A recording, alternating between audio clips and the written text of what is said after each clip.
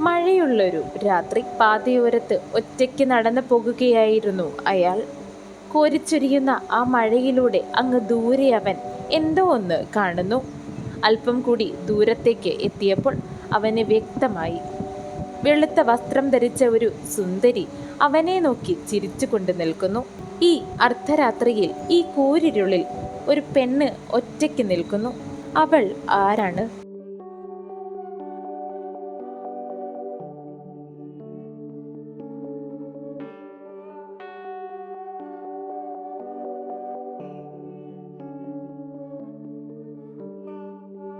യക്ഷി എന്ന വാക്കുണ്ടായത് സംസ്കൃതത്തിലെ യക്ഷ എന്ന പദത്തിൽ നിന്നും ആണ്.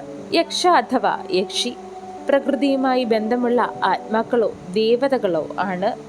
ഭാരതീയ ഇതിഹാസങ്ങളിൽ, അതായത് രാമായണത്തിലും മഹാഭാരതത്തിലും യക്ഷന്മാരെ കുറിച്ച് പലയിടത്തായി പരാമർശിക്കുന്നത് കാണാം. ഈ യക്ഷന്മാരുടെ സ്ത്രീരൂപങ്ങളാണ് യക്ഷികൾ.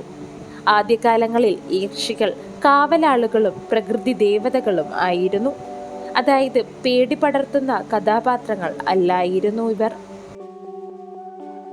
പിന്നീട് കേരളത്തിലെ ചില മുത്തശ്ശി കഥകളിൽ ഈ സുന്ദരികൾ പുരുഷന്മാരെ വശീകരിക്കുന്ന ആത്മാവായും പ്രതികാരം ചെയ്യാൻ വരുന്ന സ്ത്രീയുടെ ആത്മാവായും രക്തദാഹികളായ ഉഗ്രരൂപിണികളായി പ്രത്യക്ഷപ്പെടുവാൻ ആരംഭിച്ചു.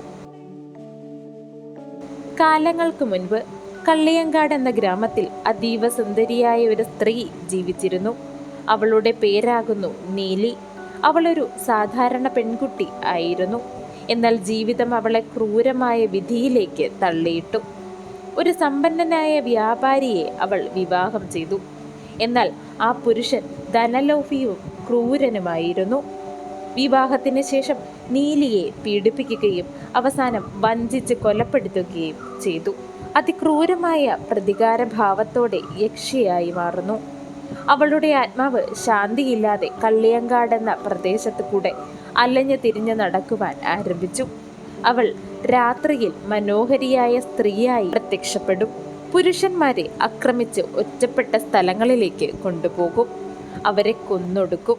അവളുടെ ശല്യം സഹിക്കാൻ കഴിയാതെ വന്നപ്പോൾ നാട്ടുകാർ ചേർന്ന് ആ പ്രദേശത്തെ പള്ളിയായ കടമറ്റം പള്ളിയിലെ മാന്ത്രികനായ കത്തനാരെ അഭയം പ്രാപിക്കുന്നു. അവളെ അയാൾ ബന്ധിച്ചു സമീപത്തുള്ള ക്ഷേത്രത്തിൽ കുടിയിരുത്തുന്നു. അവൾ ഇന്നവിടെ ഭക്തർക്ക് അമ്മയായി അനുഗ്രഹം ചൊരിഞ്ഞുകൊണ്ട് വസിക്കുന്നു എന്നാണ് വിശ്വാസം. കള്ളിയങ്കാട്ട് നീലി. അവൾ കേരളത്തിലെ ഏറ്റവും ഭയപ്പെടുത്തുന്ന യക്ഷിയാണ്.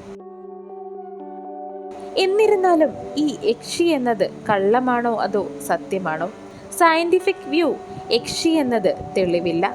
ഈ തോന്നലിന് പിന്നിൽ പ്രധാനമായുള്ള കാരണങ്ങൾ ഭയം, sleeping paralysis, toxic gas theory എന്നിങ്ങനെയാകുന്നു. അതായത് ഭയം ഇരുട്ടിൽ മനുഷ്യൻ രൂപങ്ങൾ കാണുന്നു എന്നുള്ള തോന്നൽ കൊണ്ട് ഉണ്ടാകുന്നു. സ്ലീപ്പിംഗ് പാരാലിസിസ് എന്നത് ഉറക്കം ബ്രെയിൻ ഉണരുകയും ശരീരം ബ്രെയിനോടൊപ്പം ഉണരാതിരിക്കുകയും ചെയ്യുന്ന അവസ്ഥ. അതിനാൽ തന്നെ ശരീരം ചലിപ്പിക്കുവാൻ കഴിയാതെ വരികയും ആരോ മുൻപിൽ നിൽക്കുന്നത് പോലെയൊക്കെ തോന്നുകയും ചെയ്യും. അടുത്തതായി ടോക്സിക് ഗ്യാസ് തിയറി. പഴയ കാലത്ത് കാടുകളിൽ മീഥേൻ്റെ അളവ് വളരെ കൂടുതലായിരുന്നു. അതുകൊണ്ട് തന്നെ ഹാലൂസിനേഷൻ ഉണ്ടാകുവാനും കാരണമാകുന്നു. അതായത് ഇല്ലാത്തത് ഉള്ളതായി തോന്നുന്നു. ഇതാണ് ശാസ്ത്രം പറയുന്നത് യക്ഷി എന്ന സങ്കല്പത്തിന് പിന്നിലെ സത്യമായി.